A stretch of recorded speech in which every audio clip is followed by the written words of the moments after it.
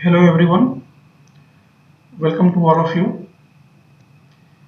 आज हम चर्चा करेंगे consumer behaviour, decision making process in buying and importance of buying motives in marketing. क्रय में निर्णय निर्धारण प्रक्रिया और विपणन में क्रय प्रेरणाओं का महत्व, इस टॉपिक पे आज हम चर्चा करेंगे। तो आइए सबसे हम पहले जानते हैं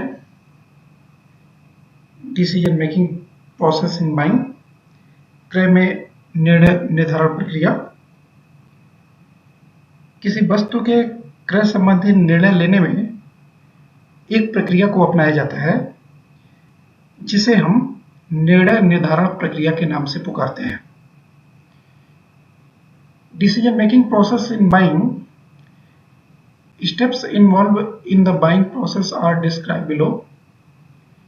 क्रय प्रक्रिया में जो स्टेप्स इन्वॉल्व हैं उनका वर्णन हम इस प्रकार से कर सकते हैं। सबसे पहला जो स्टेप्स उठाया जाता है, रिकॉग्निशन ऑफ अनसेटिस्फाइड डिमांड्स, असंतुष्ट आवश्यकताओं को मान्यता देना। ये सबसे पहला स्टेप्स है। चूंकि मनुष्य एक सामाजिक प्राणी होता है, अतः समाज में रहने के कारण वह बहुत सी आवश्यकताओं का अनुभव करता है, लेकिन वह सीमाओं के कारण सभी की संतुष्टि नहीं कर पाता है और इस प्रकार उसकी बहुत सी आवश्यकताएं असंतुष्ट रह जाती हैं।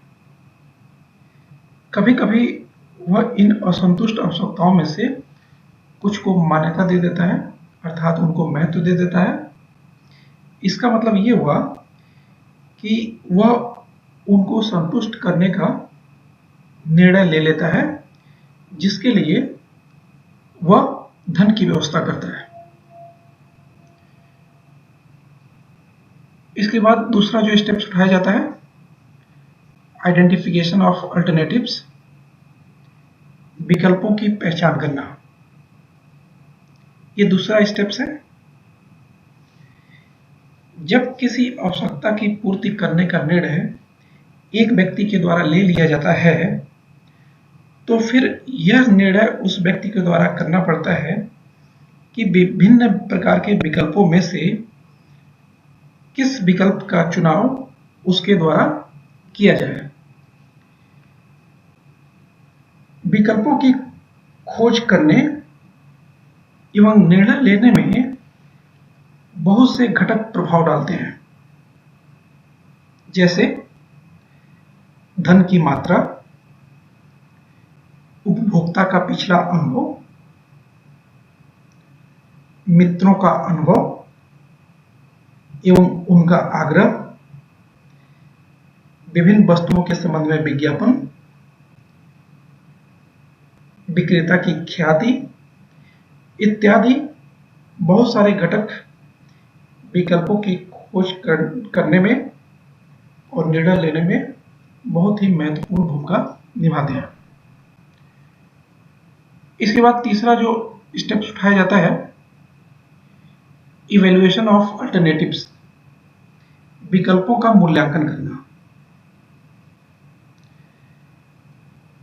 क्रय निर्णय प्रक्रिया का तीसरा महत्वपूर्ण चरण विकल्पों का मूल्यांकन करना है। इसमें विभिन्न विकल्पों के लाभों और सीमाओं का मूल्यांकन किया जाता है और उसमें से सर्वोत्तम विकल्प का चयन किया जाता है। यदि कोई उपभोक्ता पहले से ही वस्तु को क्रय करने की दृष्टि से किसी दुकान पर जाता है, तो विकल्पों के मूल्यांकन में कम समय लगता है। लेकिन शिक्षित एवं उच्च आय वर्ग के व्यक्ति बहुत ही बारीकी से विकल्पों का मूल्यांकन करते हैं।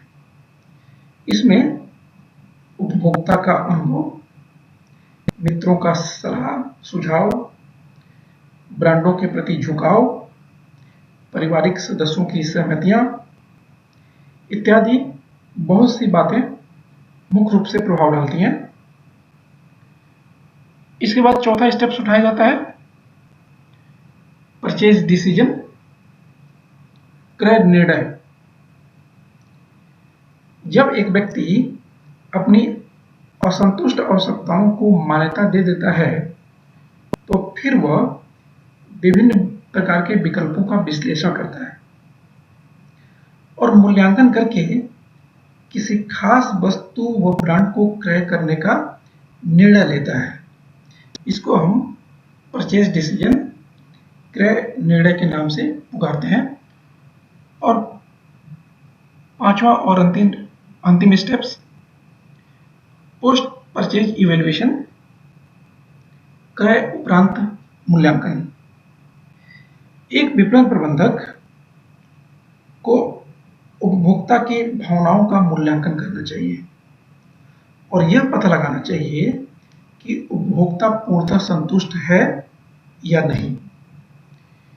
इसको उपभोक्ता क्रय करने के बाद का व्यवहार कहते हैं, क्योंकि एक संतुष्ट उपभोक्ता विज्ञापन का कार्य करता है और पुनः बिक्री करने में अपना महत्वपूर्ण सहयोग प्रदान करता है। इस प्रकार ये 5 प्रकार के स्टेप्स क्रय निर्णय निर्धारण प्रक्रिया के अंतर्गत उठाया जाता है। अब हम जानते हैं importance of buying motives in marketing. विपणन में क्रय प्रेरणाओं का महत्व। विपणन प्रबंधक को अपनी विपणन नीतियों को तय करने से पूर्व उपभोक्ताओं की क्रय प्रेरणाओं का पता लगाना चाहिए। इसका मुख्य कारण यह है कि उपभोक्ताओं की क्रय प्रेरणाएं विपणन नीतियों पर प्रभाव डालती हैं। उपभोक्ता क्रय प्रेरणाओं से अर्थ इस बात का पता लगाने से है कि उपभोक्ता वस्तु को क्यों खरीदना चाहता है, अर्थात किन कारणों से प्रेरित होकर उपभोक्ता वस्तु क्रय कर रहा है। प्रत्येक क्रय के पीछे कोई न कोई प्रेरणा अवश्य रहती है। यह प्रेरणाएं विपणन नीतियों को प्रभावित करती हैं।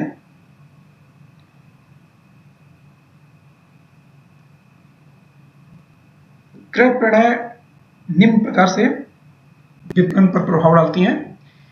Buying motives impact on marketing in following manners. First, product planning and buying motives, वस्तु नियोजन एवं क्रय प्रेरणाएं।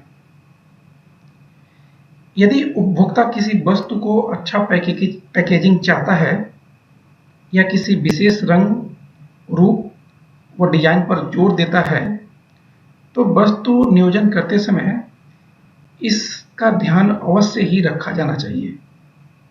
यदि ऐसा नहीं किया गया तो इच्छित लाभ नहीं मिल पाएगा और कुछ समय के उपरांत संस्था को अपना कारोबार बंद कर देना पड़ेगा। इसके बाद second, price policies and buying motives, मूल्य नीतियां एवं क्रय प्रेरणाएं। एक संस्था की मूल्य नीतियां भी उपभोक्ता एवं वितरण मध्यस्थ प्रेरणाओं से प्रभावित होती हैं। यदि उपभोक्ता भावात्मक क्रय प्रेरणाओं से प्रभावित होकर वस्तुओं को क्रय करता है तो ऐसी वस्तु का मूल्य ऊंचा रखा जा सकता है, हाई रखा जा सकता है। इसके विपरीत यदि उपभोक्ता विवेकशील क्रय प्रेरणाओं से प्रभावित होकर वस्तुओं को क्रय करता है तो ऐसी वस्तु का मूल्य सामान्यतः कम रखा जाना चाहिए। इसी प्रकार यदि कोई वस्तु समान भावना से प्रेरित होकर क्रय की जाती है तो उसका मूल्य ऊंचा रखा जा सकता है। Third, promotional policies and buying motives, संवर्धन नीतियां एवं क्रय प्रेरणाएं। संवर्धन क्रियाओं में व्यक्तिगत विक्रय, विज्ञापन व विक्रय संवर्धन संबंधी बातें आती हैं। इनसे संबंधित नीतियां भी क्रय प्रेरणाओं से प्रभावित होती हैं और उनको ध्यान में रखकर निश्चित की जाती हैं। क्रय प्रेरणाओं के अनुरूप ही विज्ञापन अपीलें की जाती हैं, विक्रयकर्ता को प्रशिक्षित किया जाता है तथा विक्रय संवर्धन संबंधी क्रियाएं की जाती हैं। और फोर्थ एंड लास्ट पॉइंट है distribution channels, policies and buying motives. वितरण माध्यम, नीतियां एवं क्रय प्रेरणाएं। क्रय प्रेरणाएं वितरण माध्यम नीतियों को भी प्रभावित करती हैं। यदि वस्तु इस प्रेरणा से क्रय की जा रही है कि वस्तु की मुफ्त मरम्मत सुविधा उपलब्ध है, तो वितरण माध्यम नीति इस प्रकार की होनी चाहिए कि स्थान स्थान पर उस वस्तु की मरम्मत संबंधी सुविधाएं देने वाले आसानी से मिल जाएं। इसी प्रकार यदि वस्तु सुविधाजनक प्राप्ति के आधार पर क्रय की जा रही है, तो उसके वितरण की व्यवस्था स्थान स्थान पर की जानी चाहिए।